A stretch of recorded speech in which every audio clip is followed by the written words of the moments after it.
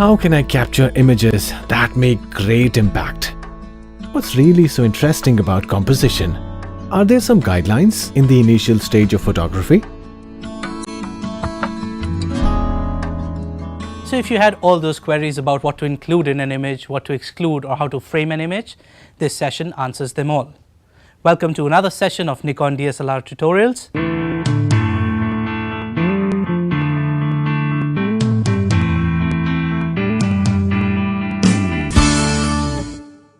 In the previous session, we spoke about important camera controls and menus. In this session, we'll be talking about composition. Composition is how you frame your image.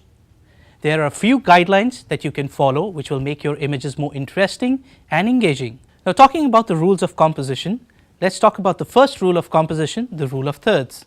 The rule of thirds states that if you were to divide your frame with 2 horizontal and 2 vertical lines, and place the most interesting component of your image at the intersection of these lines, you would have achieved rule of thirds. To understand the rule of thirds better, let's look at these images on the screen. You will see that both these images fulfill the rule of thirds.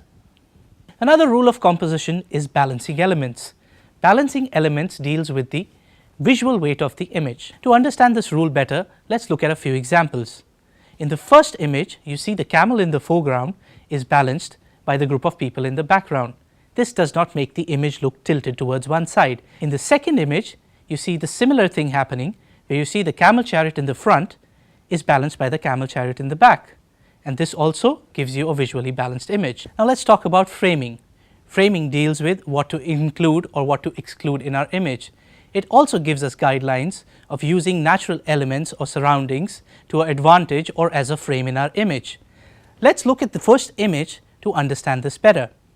In the first image, we see how we have used the arch of a doorway to encapsulate and frame a monument. In the second image, you will see how we've used different elements to frame this image, like the branches of the trees on the sides, the trees on the hill, the mountains in the background, and the clouds in the sky. All these components together give this image a cinematic feel. Another rule of composition is leading lines.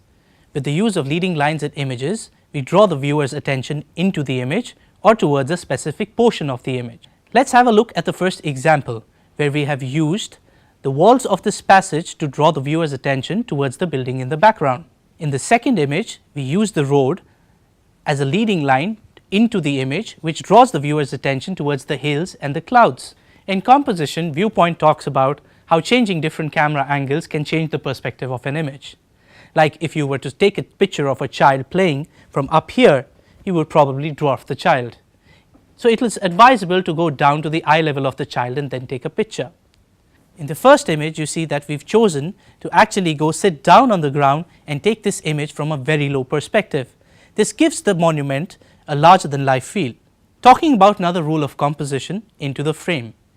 Into the frame talks about leaving positive space in the direction in which your subject is either looking or moving. If you look at the first image, we have a man which is looking towards the right, and so we have left positive space on the right side of the image. If we go to the second image, you would see that we have left positive space towards the left of the image because that is the direction in which the horse is moving. Thank you for watching this tutorial. We hope you enjoyed this session on composition. Stay tuned for some more interesting videos coming your way. Until then, this is your Nikon buddy Rohan signing off.